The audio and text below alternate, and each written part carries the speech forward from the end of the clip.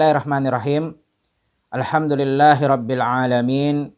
Wabihi nasta'inu ala umuri dunya waddin. Wassalatu wassalamu ala rasulina Muhammad ibni Abdullah. Wa ala alihi wa ashabihi wa man walah. Amma ba'd. Alhamdulillah, selalu kita memuja dan memuji Allah subhanahu wa ta'ala atas segala nikmat-nikmat dan anugerah-anugerah yang sangat banyak yang telah Allah berikan kepada kita. Begitu pula selalu salawat dan salam kita panjatkan, kita junjungkan kepada Nabi kita, Nabi Muhammad sallallahu alaihi wasallam, dan kepada keluarga-keluarganya dan kepada para sahabat-sahabatnya, tidak terkecuali satupun dari mereka, karena semua telah Allah katakan radhiyallahu anhum wa radu'an. Allah telah ridha kepada mereka semua dan mereka semua pun telah ridha kepada Allah subhanahu wa ta'ala. Jemaah yang dirahmati Allah subhanahu wa ta'ala, insyaallah kita akan melanjutkan kajian kita pada kitab Al-Arba'in An-Nawawiyah, yaitu 42 hadis yang dikumpulkan oleh Imam An-Nawawi rahimahullahu ta'ala, semoga Allah merahmatinya. Dan insyaallah pada pertemuan kali ini kita akan masuk ke dalam hadis yang kedua di dalam kitab Al-Arba'ina An-Nawawiyah. Qala al-Imam An-Nawawi rahimahullahu ta'ala. Berkata Imam An-Nawawi, semoga Allah subhanahu wa ta'ala merahmatinya. Al-haditsus tsani, hadis yang kedua. An Umar radhiyallahu ta'ala anhu qala bainama nahnu julusun 'inda Rasulillah sallallahu alaihi wasallam dzata yaumin idz tala'a 'alaina rajulun syadidun bayadi thiyab syadidu sawadi sya'r. Hadis yang kedua di dalam kitab Arba'in Nawawiyah datang dari sahabat yang mulia Umar ibn Khattab, semoga Allah meridainya, berkata, ketika kami sedang duduk-duduk bersama Rasulullah sallallahu alaihi wasallam pada satu hari, maka tiba-tiba muncullah seorang pemuda yang berpakaian sangat putih dan juga memiliki rambut yang sangat hitam. La yura alaihi atharu safar wa la ya'rifuhu minna ahad. Yang mana tidak ada satupun dari kami yang mengenal pemuda tersebut, dan tidak juga kelihatan pada pemuda tersebut tanda-tanda safar. Maksudnya di sini, dia bukanlah orang yang tinggal di sekitar kota Madinah Al-Munawwarah. Karena kalau dia adalah orang yang dekat, yang tinggal di kota Madinah, niscaya pasti para sahabat-sahabat Nabi yang sedang duduk bersama Nabi Shallallahu Alaihi Wasallam akan mengenali pemuda tersebut. Juga dikatakan orang yang datang dari jauh, para sahabat Nabi Shallallahu Alaihi Wasallam mengatakan kami tidak melihat tanda-tanda safar pada diri pemuda tadi. Dikatakan orang dekat tinggal di kota Madinah nggak ada yang kenal. Dikatakan orang yang baru datang dari perjalanan jauh juga tidak ada tanda-tanda orang yang safar seperti debu, ya pakaiannya kotor dan juga rambutnya acak-acakan, tidak seperti orang yang sedang melakukan safar. Hatta jalasa ila Nabi sallallahu alaihi wasallam fa asnada rukbatayhi ila rukbatayhi wa wada'a kaffayhi ala fakhidayhi. Kemudian pemuda tadi duduk menghadap Nabi Shallallahu Alaihi Wasallam dan menempelkan lututnya ke lutut Nabi Shallallahu Alaihi Wasallam dan meletakkan kedua telapak tangannya di atas paha Nabi Shallallahu Alaihi Wasallam. Wa qala ya Muhammad, dan pemuda tadi berkata, ya Muhammad, wahai Muhammad, akhbirni anil Islam, beritahu kepadaku tentang Islam. Faqala Rasulullah Shallallahu Alaihi Wasallam, maka Rasulullah bersabda, al Islam antashhada an la ilaha illallah wa anna Muhammadar Rasulullah wa tuqimus shalah wa tu'tiyaz zakah wa tasuma Ramadan wa tahujjul bait in istata'a ilaihi sabila. Islam itu, kata Rasulullah sallallahu alaihi wasallam, engkau bersyahadat la ilaha illallah wa anna Muhammadar Rasulullah, kemudian menegakkan salat, kemudian mengeluarkan zakat, kemudian berpuasa di bulan Ramadan dan melaksanakan haji bagi siapa yang mampu melaksanakannya, bagi siapa yang mampu untuk mengerjakan ibadah haji tersebut. Qala sadaqta, maka pemuda tadi mengatakan benar, betul. Fa'ajibna lahu yas'aluhu wa yusaddiquhu. Para sahabat pun berkata, di sini Umar ibn Khattab mengatakan, kami terheran-heran kepada pemuda tadi. Dia yang bertanya, dia pula yang membenarkan jawabannya. Kemudian pemuda tadi berkata lagi, qala fa akhbirni 'anil iman, beritahu kepadaku apa itu iman. Qala, maka berkata Rasulullah sallallahu alaihi wasallam, antu'mina billahi wa malaikatihi wa kutubihi wa rusulihi wal yaumil akhir wa tu'mina bil qadar khairihi wa syarrihi. Iman itu, kata Rasulullah, engkau beriman kepada Allah, beriman kepada malaikat-malaikatnya, beriman kepada kitab-kitabnya, beriman kepada rasul-rasulnya, beriman kepada hari akhir, dan beriman kepada takdir baik dan takdir buruk. Qala shadaqta, maka pemuda tadi berkata lagi, ya benar, jawabanmu itu betul. Qala fa akhbirni 'anil ihsan, kemudian pemuda tadi bertanya lagi, beritahu kepadaku tentang apa itu ihsan. Maka Rasulullah sallallahu alaihi wasallam menjawab, an ta'budallah ka'annaka tarahu fa in lam takun tarahu fa innahu yarak. Ihsan itu engkau mengibadai Allah seolah-olah engkau melihat Allah. Tetapi kalau engkau tidak melihat Allah, maka ketahuilah Allah Subhanahu wa taala Maha melihatmu. Qala fa akhbirni 'anil ihsan. Kemudian pemuda tadi bertanya lagi, beritahu kepadaku tentang hari kiamat. Maka kata Rasulullah sallallahu alaihi wasallam, ma mas'ulun anha bi'alama minas sa'il. Orang yang ditanya, yaitu baginda Nabi Muhammad SAW, tidak lebih tahu daripada orang yang bertanya, yaitu pemuda tadi. Qala fa akhbirni 'anil amaratiha. Maka pemuda tadi mengatakan, kalau begitu beritahu kepadaku tentang tanda-tanda hari kiamat tersebut. Qala antalida amatu rabbataha wa antara khufatan uratan ala tari'a asyah yatatawwaluna fil bunyan. Kata Rasulullah SAW, yaitu lahirnya anak dari budak wanita, yaitu budak wanita melahirkan majikannya. Wa antara hufatan urata alatan, dan kau melihat pengembala kambing yang tidak memakai alas kaki dan berpakaian compang-camping, yatatawwaluna fil bunyan, mereka berlomba-lomba dalam meninggikan bangunan. Kemudian summan talaka, tiba-tiba pemuda yang bertanya tadi menghilang. Falabistu malian, maka Umar ibn al-Khattab pada saat itu terdiam sejenak. Summa qala li, kemudian Rasulullah berkata kepada Umar ibn al-Khattab, ya Umar, atadri manis sa'il. Wahai Umar, tahu tidak siapa yang barusan tadi bertanya? Qultu Allah wa rasuluhu a'lam. Aku mengatakan Allah dan Rasulnya yang lebih tahu. Qala, berkata Rasulullah, fa innahu Jibril atakum yu'allimukum dinakum. Yang barusan bertanya tadi adalah malaikat Jibril yang sengaja datang untuk mengajarkan agama kalian, dan ini hadis riwayat Imam Muslim. Jemaah sekalian yang dirahmati Allah Subhanahu wa taala, hadis ini cukuplah panjang, yang dikenal dengan hadisul Jibril. Dan hadis ini hadis yang kedua di dalam kitab Al-Arba'in Nawawiyah yang ditulis oleh Imam An-Nawawi, tetapi hadis ini ditulis di urutan yang pertama di dalam kitab Sahihul Muslim oleh Imam Muslim. Dan hadis ini juga disebut sebagai Ummul Hadis, yaitu induknya hadis. Sebagaimana kita tahu di dalam Al-Qur'anil Karim ada surat yang juga disebut dengan Ummul Kitab, yaitu surat Al-Fatihah. Kenapa hadis ini disebut dengan Ummul Hadis? Kata para ulama, karena hadis-hadis yang datang setelah hadis ini semua seolah-olah menjelaskan tentang hadis Jibril yang barusan kita baca tadi.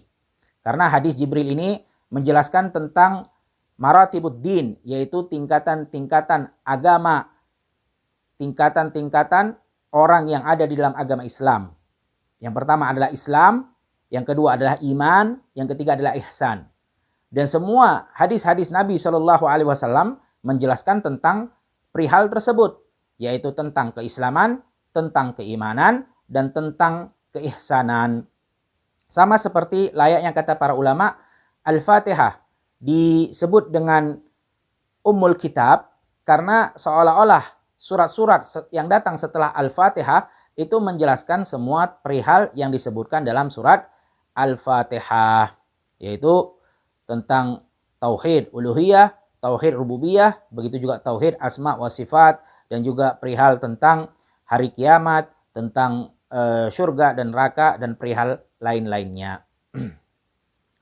Kemudian jemaah sekalian yang dirahmati Allah Subhanahu wa taala, hadis yang kedua ini dalam kitab Al-Arba'in An-Nawawiyah yang barusan kita baca tadi memiliki histori, memiliki cerita. Kenapa ya hadis ini diriwayatkan oleh Umar Ibnul Khattab, yang mana hadis ini disampaikan juga oleh anaknya Umar Ibnul Khattab yang bernama Abdullah Ibn Umar. Jadi kalau kita merujuk kembali kepada kitab Sahih Muslimnya, disebutkan asal muasal periwayatan hadis ini, ya, sebabnya atau kisahnya. Jadi hadis ini hadis yang panjang, dinukilkan dari anaknya Abdullah ibn Umar, anaknya Umar ibn Khattab, afwan, yang bernama Abdullah ibn Umar radhiyallahu anhuma. Semoga Allah meridai keduanya, ayah dan anaknya. Yang mana disebutkan ada seorang tabi'i yang bernama Yahya bin Ya'mar. Jadi Yahya bin Ya'mar ini menjumpai ada seorang yang bernama Ma'bad al-Juhani di kota Basrah, salah satu kota yang ada di Irak sekarang. Dia menjumpai bahwasannya Ma'bad al-Juhani ini adalah orang yang mengatakan bahwasannya tidak ada takdir. Takdir itu nggak ada, yang ada adalah unf. Bahwasannya semua itu terjadi tanpa takdir dan setelah terjadi baru Allah Subhanahu wa taala mengetahuinya. Itu yang dikatakan oleh Ma'bad al-Juhani. Dan dari Ma'bad al-Juhani lah muncul kelompok yang disebut dengan kelompok Qadariyah yang mengingkari adanya takdir Allah Subhanahu wa taala. Maka Yahya bin Ya'mar langsung berangkat ya ke kota Madinah Al-Munawwarah dan berjumpalah kepada Abdullah bin Umar. Kemudian Yahya bin Ya'mar mengatakan kepada Abdullah bin Umar perihal tentang Ma'bad al-Juhani, yang mana Ma'bad al-Juhani ini adalah seorang yang penghafal Al-Quran dan juga orang yang suka bermajelis ilmu. Artinya dia termasuk daripada ahlul ilmu. Tetapi dia mengatakan perkataan yang belum pernah disampaikan oleh Rasulullah dan juga belum pernah dijelaskan oleh para sahabat Nabi SAW, yaitu mengenai tentang takdir. Dia meyakini bahwasannya takdir itu tidak ada. Kemudian kata Abdullah ibn Umar, ya, Abdullah ibn Umar mengatakan, kalau kau menjumpai dia Ma'bad al-Juhani, katakan ya bahwasannya aku berlepas diri darinya dan dia pun berlepas diri dariku. Kemudian Abdullah ibn Umar mengatakan, aku mendengarkan bahwasannya dari ayahku Umar ibn Khattab dari Rasulullah SAW. Kemudian disebutkan hadis yang barusan kita baca tadi, yang mana di situ salah satunya disebutkan bahwasannya Abdullah ibn Umar ingin berdalil dari hadis Nabi SAW yang menyebutkan bahwasannya iman itu adalah engkau beriman kepada Allah, beriman kepada malaikat-malaikat dan kepada kitab-kitabnya, dan beriman kepada rasul-rasulnya, dan beriman kepada hari akhir, dan beriman kepada takdir baik dan takdir buruk. Jadi di sini ya Abdullah ibn Umar ingin berdalil bahwasannya orang yang tidak beriman kepada takdir itu berarti dia tidak beriman kepada salah satu rukun iman yang wajib diimani oleh setiap yang mengatakan dirinya adalah seorang muslim, yaitu beriman kepada takdir Allah, baik itu yang takdir yang baik maupun takdir yang buruk. Jemaah sekalian yang dirahmati Allah Subhanahu wa taala, dari kisah yang kita sampaikan di awal tadi menunjukkan bahwasannya pemikiran-pemikiran yang dhalalah, yang sesat sudah muncul di zaman para sahabat Nabi Shallallahu alaihi wasallam. Salah satunya adalah kelompok Qadariyah tadi, yang mana pencetusnya pertama kali adalah Ma'bad al-Juhani di negeri Basrah yang sekarang ada di negeri Irak, yaitu tempat kota Basrah sekarang ada di negeri Irak. Kemudian juga banyak kelompok-kelompok sesat yang muncul di zaman para sahabat Nabi Shallallahu alaihi wasallam selain daripada Qadariyah, yaitu seperti juga Khawarij ya, yang memerangi Ali ibn Abi Thalib, dan juga seperti oposisinya Khawarij yaitu Syiah, yang mereka terlalu berlebih-lebihan kepada Ali ibn Abi Thalib, kepada keluarga Nabi Shallallahu alaihi wasallam, sampai-sampai mereka mengangkat Ali ibn Abi Thalib sebagai Tuhan. Kemudian Ali ibn Abi Thalib pun membunuh mereka karena memang ya mentuhankan makhluk itu termasuk perbuatan yang mengkufurkan dari agama Islam, mengeluarkan dari agama Islam. Maka kata Nabi Shallallahu alaihi wasallam, man baddala dinahu faqtuluh, siapa yang mengganti agamanya maka bunuh. Maka dibunuh oleh Ali bin Abi Thalib. Tetapi lebih celaka lagi ketika Ali bin Abi Thalib membunuh mereka dengan cara membakar. Mereka pun berdalil dengan sabda Nabi Shallallahu alaihi wasallam, la yu'adzibu bin nar illa rabbun nar. Kata mereka orang-orang Syiah yang dibunuh oleh Ali bin Abi Thalib, tidak ada yang mengazab dengan api kecuali Robnya api, yaitu mereka lebih yakin lagi kalau Ali bin Abi Thalib itu adalah Tuhan, lebih celaka lagi. Nah, perbuatan Ali bin Abi Thalib ini ya membunuh orang-orang Syiah yang mengganti agamanya karena mereka telah kufur, itu dibenarkan oleh para sahabat Nabi Shallallahu Alaihi Wasallam. Tetapi caranya yang tidak dibenarkan, salah satunya seperti Abdullah ibn Abbas yang mengingkari perbuatan Ali bin Abi Thalib yang membunuh mereka dengan cara membakar. Tapi perbuatan membunuhnya dibenarkan, cuman caranya membakar itu yang tidak disetujui oleh para sahabat Nabi Shallallahu Alaihi Wasallam. Kemudian jamaah sekalian yang dirahmati Allah Subhanahu Wa Taala, ketahuilah bahwasannya seperti kelompok-kelompok sesat, ya Khawarij, begitu juga Qadariyah, begitu juga Syiah, mereka bukanlah orang-orang yang bodoh. Bahkan disebutkan tadi di kisahnya yang kita sampaikan di pembukaan hadis di dalam Sahih Muslim, bahwasannya Yahya bin Ya'mar, seorang tabi'i, mengatakan bahwasannya Ma'bad al-Juhani itu adalah orang yang menghafal Al-Quran, orang yang bermajelis ilmu, artinya ahlul ilm, bukan orang yang bodoh, bukan orang yang tidak paham dalil, tetapi mereka yang menafsirkan ayat Al-Quran dan juga memahami hadis Nabi Shallallahu Alaihi Wasallam tidak sesuai dengan pemahaman para sahabat Nabi Shallallahu Alaihi Wasallam, sehingga mereka tersesatkan, mereka jatuh ke dalam pemahaman yang sesat. Sebagaimana disebutkan bahwasannya orang-orang Khawarij juga, mereka bukanlah orang-orang yang bodoh, mereka bahkan menghafal Al-Quran, tetapi la yujawizu hanajirahum, kata Rasulullah Shallallahu Alaihi Wasallam, tidak sampai ke dalam tenggorokannya, hanya membaca Al-Quran dari lisan mereka saja tapi tidak memahaminya. Makanya disebutkan oleh Nabi Shallallahu Alaihi Wasallam, yamrukuna minad din kama yamruku sahma minar ramiyah. Mereka itu melesit keluar dari agama Islam seperti melesitnya anak panah keluar dari sasaran tempat buruannya. Jadi cepat sekali mereka keluar dari agama Islam, padahal mereka paham tentang dalil Al-Quran dan hadis Nabi Sallallahu Alaihi Wasallam. Kemudian jamaah sekalian yang dirahmati Allah Subhanahu Wa Taala, yang muncul juga pemahaman-pemahaman sesat di zaman para sahabat Nabi Sallallahu Alaihi Wasallam, seperti contohnya kelompok Mu'tazilah, yang mereka mengatakan bahwasannya pelaku dosa besar yang tidak bertaubat itu di dunia mereka statusnya enggak kafir dan juga enggak muslim, jadi tengah-tengah. Tetapi mereka mengatakan di hari kiamat nanti mereka di akhirat kekal di dalam api neraka Allah Subhanahu wa Ta'ala. Yang mana Mu'tazilah ini didirikan ataupun pemahamannya mulai dicetuskan dari seorang yang bernama Wasil bin Atha. Jadi Wasil bin Atha ini adalah salah satu muridnya Imam Hasan al-Basri, yang dia sering bermajelis di majelisnya Imam Hasan al-Basri. Ketika Imam Hasan al-Basri menjelaskan tentang bahwasannya maratibuddin, agama atau tingkatan seseorang dalam agama Islam ini ada 3, yaitu iman, kemudian Islam atau Islam dulu, kemudian iman, kemudian ihsan. Dan kemudian Imam Hasan al-Basri mengatakan bahwasannya pelaku dosa besar yang tidak bertaubat kepada Allah Subhanahu wa Ta'ala itu di dunia statusnya masihlah seorang yang muslim. Tetapi muslim yang naqisul iman, yang imannya itu kurang, tidak sempurna. Dan di neraka dan di akhirat dan di akhirat kelak pelaku dosa besar yang tidak bertaubat kepada Allah Subhanahu wa Ta'ala, Imam Hasan al-Basri mengatakan tahta masyiatullah, itu di bawah kehendak Allah Subhanahu wa Ta'ala. Wa insya'a ghafaralah wa insya'a udzibah. Kalau Allah mau Allah ampuni, segera langsung Allah masukkan ke dalam surganya, dan kalau Allah berkehendak Allah azab terlebih dahulu untuk membersihkan dosa-dosanya, kemudian Allah Subhanahu wa Ta'ala masukkan kembali dia ke dalam surga Allah Subhanahu wa Ta'ala. Kemudian Wasil bin Atha karena tidak setuju akan pendapatnya Imam Hasan al-Basri tadi mengenai tentang pelaku dosa besar yang tidak bertaubat, statusnya adalah di akhirat di bawah kehendak Allah Subhanahu wa Ta'ala. Kalau Allah berkehendak Allah ampuni atau Allah azab terlebih dahulu, maka dia keluar dari majelis Imam Hasan al-Basri dan membuat majelis tersendiri.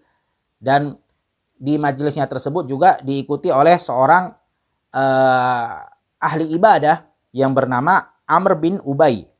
Amr bin Ubay, yang mana dia dikenal adalah sosok yang suka beribadah, yang ahli ibadah, tetapi ahli ibadah tanpa dengan ilmu, hanya ya bermodalan semangat, hanya mengikuti ibadah-ibadah yang ada. Maka karena Amr bin Ubay ini adalah seorang yang dikenal ahli ibadah, orang yang gampang untuk menangis, sehingga banyak orang terpesona dan banyak orang terpengaruhi dari pendapatnya Wasil bin Atha ini.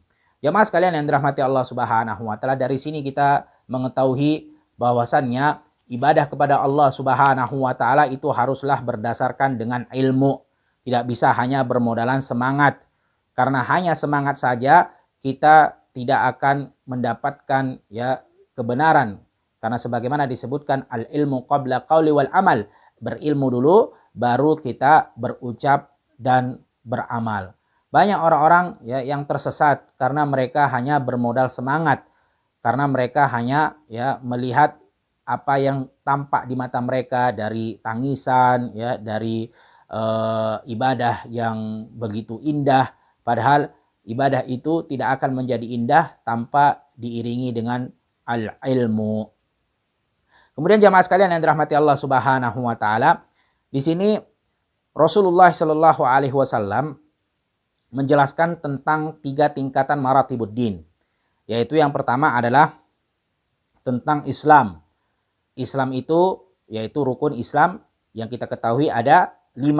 Syahadat la ilaha illallah wa anna muhammadar rasulullah, kemudian menegakkan salat, kemudian mengeluarkan zakat dan berpuasa di bulan Ramadan, dan melaksanakan haji bagi siapa yang mampu. Kemudian kita tahu juga Rasulullah Shallallahu alaihi wasallam menyebutkan tingkatan yang kedua. Jadi ada 3 tingkatan. Yang pertama adalah Islam, yang kedua adalah iman. Dan iman yang kita tahu bahwasanya rukun iman itu ada 6. Yang pertama adalah beriman kepada Allah, beriman kepada malaikat-malaikatnya, beriman kepada kitab-kitabnya, beriman kepada rasul-rasulnya, beriman kepada hari akhirat, dan beriman kepada takdir baik dan takdir buruk. Kemudian tingkatan yang ketiga adalah ihsan. Ihsan itu yaitu mengibadahi Allah Subhanahu wa taala seolah-olah kita melihat Allah, seolah-olah melihat Allah. Dan kalau kita tidak bisa melihat Allah, maka ketahuilah Allah Subhanahu wa taala Maha melihat kita. Jadi jamaah sekalian yang dirahmati Allah Subhanahu wa taala, kalau kita contohkan bahwasannya tingkatan yang paling tinggi di dalam agama Islam adalah tingkatan ihsan yang pertama. Dan di bawah ihsan adalah tingkatan iman. Dan di bawah iman adalah tingkatan Islam. Itu tingkatan ya seseorang di dalam agama Islam yang dijelaskan di dalam syariatul Islam. Adapun Islam disebutkan oleh para ulama, Islam itu adalah amalan-amalan zahir, amalan-amalan yang kelihatan, ya seperti mengucapkan syahadat, kemudian sholat, gerakan sholat juga kelihatan, mengeluarkan zakat kelihatan harta yang dikeluarkan, begitu juga puasa kelihatan tidak makan dan minum, begitu juga haji. Jadi Islam itu identiknya dengan perbuatan-perbuatan yang zahir, yang kelihatan. Adapun iman adalah a'malul batin, perbuatan-perbuatan yang batin, yang tidak kelihatan. Nah, sedangkan ihsan ini adalah cara atau puncak dalam melaksanakan Islam dan iman tadi. Jadi puncaknya orang yang mengerjakan keislaman dan keimanan, puncaknya itu adalah disebut dengan ihsan. Jemaah sekalian yang dirahmati Allah Subhanahu wa taala, lalu apa kaitannya Islam dengan iman? Apa kaitannya Islam dengan iman? Kenapa disebutkan berbarengan? Ya, maka ketahuilah jemaah sekalian yang dirahmati Allah Subhanahu wa taala, di dalam kaidah ada disebutkan idza ijtama'a iftaraka wa idza iftaraka ijtama'a. Jadi ada beberapa kata di dalam syariat Islam itu kalau dia disebutkan berbarengan maka akan terpisah maknanya masing-masing. Dan kalau disebutkan secara terpisah tidak berbarengan, ya Islam sendiri tanpa disebutkan iman, iman sendiri tanpa disebutkan Islam, maka akan mengandung makna satu sama lain, yaitu mereka akan bersatu, maknanya akan menuntut satu sama lain. Contohnya, ya biar kita paham apa kaitannya antara Islam dengan iman. Contohnya, seperti kita mengatakan innamas shadaqat lil fuqara'i wal masakin. Firman Allah Subhanahu wa taala mengatakan sesungguhnya sedekah itu untuk orang-orang fakir dan orang-orang miskin. Nah, ketika disebutkan berbarengan antara fakir dan miskin, maka mereka memiliki makna tersendiri karena disebutkan dalam satu konteks. Maka fakir punya makna sendiri, miskin juga punya makna sendiri sebagaimana telah kita ketahui bahwasannya fakir itu lebih parah daripada miskin. Miskin itu adalah orang yang memiliki penghasilan. Ya, miskin bukan orang yang tidak punya penghasilan. Miskin itu orang yang memiliki penghasilan, tapi penghasilannya itu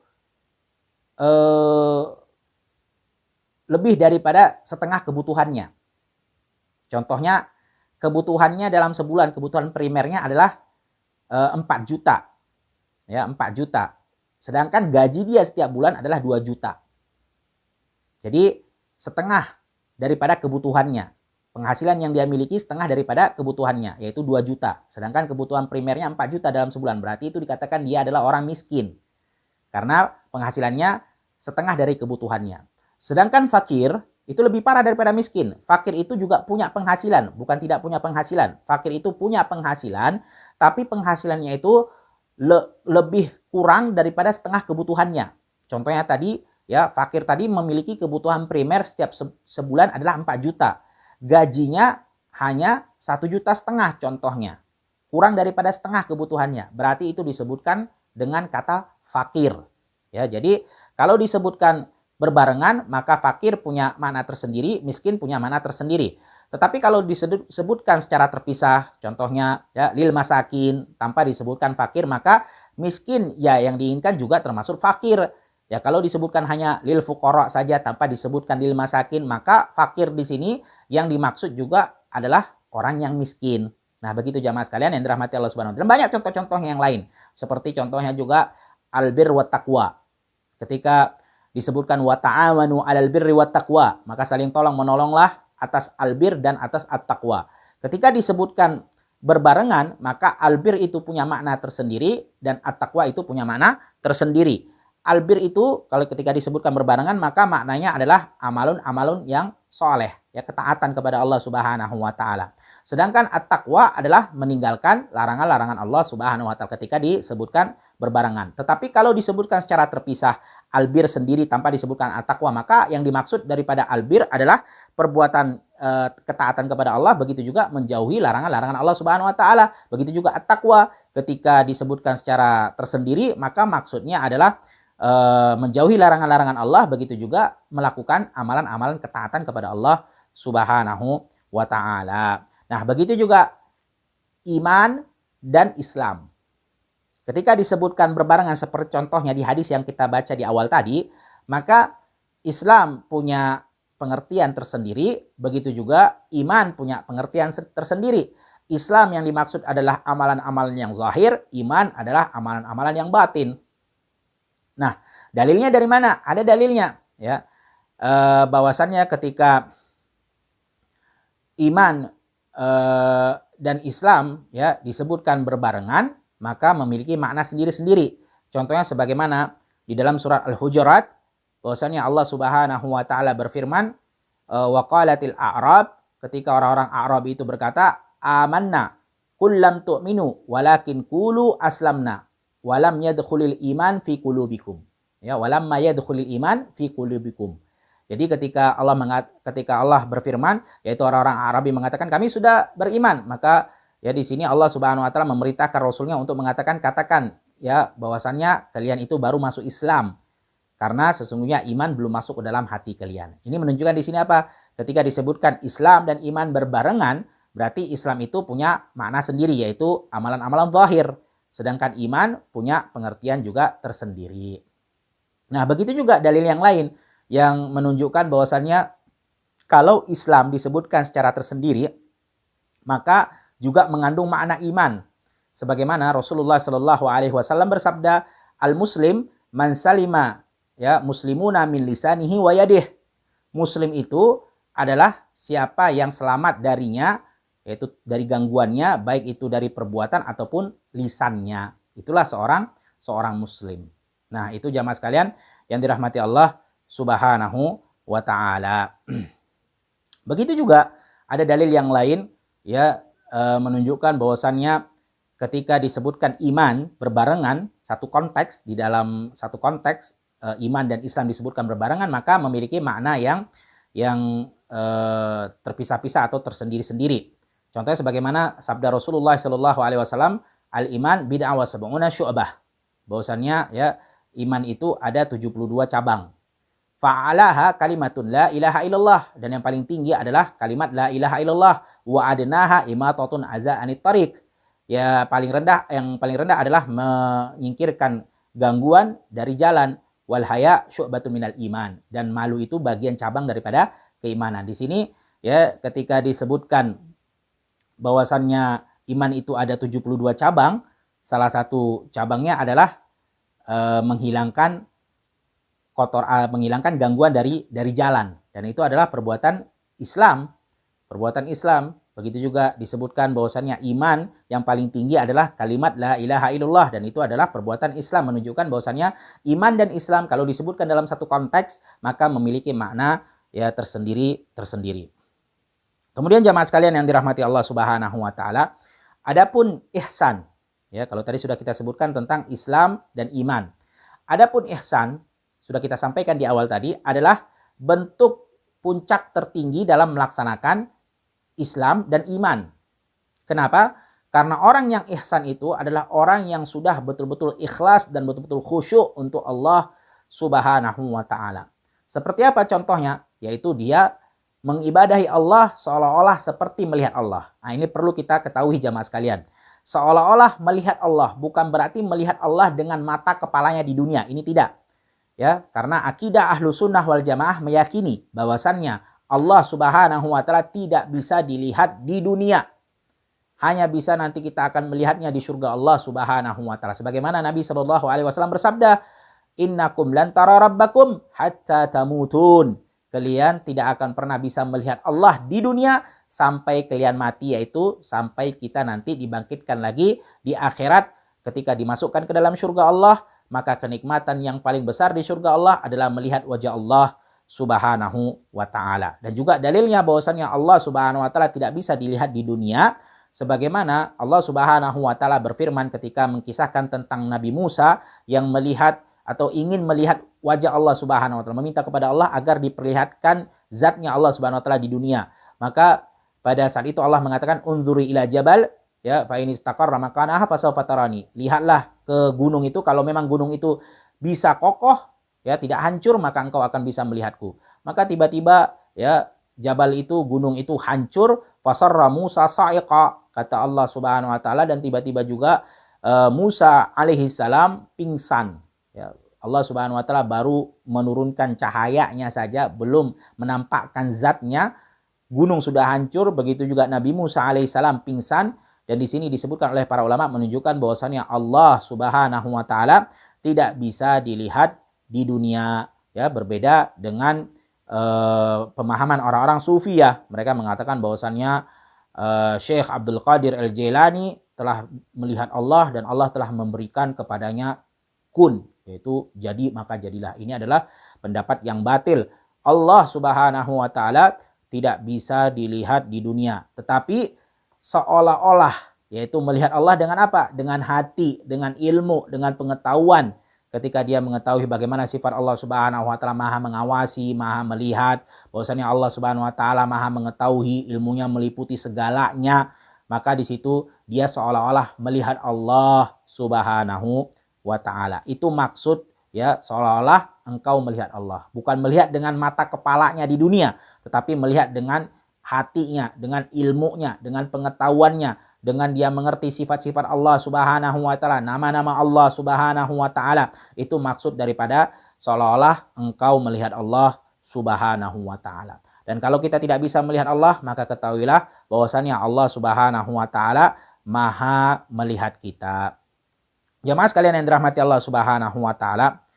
Kemudian juga di sini disebutkan fa akhbirni anis saah. Rasulullah sallallahu alaihi wasallam ditanya, beritahu kepadaku tentang hari kiamat. Ya, maka ketahuilah jamaah sekalian yang dirahmati Allah Subhanahu wa taala bahwasannya hari kiamat tidak ada yang mengetahuinya kecuali Allah Subhanahu wa taala. Sebagaimana Allah Subhanahu wa taala berfirman, wa indahu ilmus sa'ah. Hanya Allah Subhanahu wa taala yang mengetahui kapan hari kiamat itu. Ya, wa indallah ilmus sa'ah. Hanya Allah Subhanahu wa taala yang mengetahui kapan hari kiamat. Betul, hari kiamat itu dikabarkan oleh Nabi Shallallahu alaihi wasallam bahwasannya terjadinya adalah di hari Jumat. Ya, tetapi hari Jumat jam berapa, tahun berapa, Jumat pekan keberapa, di tempat mana itu tidak dikabarkan oleh Nabi Shallallahu alaihi wasallam. Nabi Muhammad hanya mengkabarkan hari kiamat itu terjadi di hari Jumat. Untuk apa? Untuk kita bersiap-siap, untuk kita mawas diri. Tetapi Jumat kapan tidak ada yang tahu satupun. Pekan berapa, jam berapa, tahun berapa, bulan berapa, tidak ada yang tahu satupun. Ya, oleh karena itu tidak ada yang mengetahui tentang ilmu hari kiamat. Innallah indahu ilmus sa'ah, kecuali Allah Subhanahu wa taala. Sehingga kita tidak perlu menerka-nerka, tidak perlu kita ya mencocok-cocokkan. Oh, ini tandanya begini, sebentar lagi akan terjadi ini dan itu. Tidak perlu jamaah sekalian yang dirahmati Allah Subhanahu wa taala. Memang ada dulu sebagian ulama seperti Imam At-Tabari dan juga Imam As-Suyuti yang mereka ya sempat mengatakan bahwasannya hari kiamat itu akan terjadi sekian ratus tahun lagi.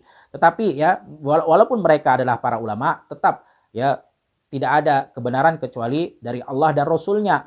Dan kullu bani Adam khata', semua manusia itu bisa salah ya, walaupun mereka para ulama.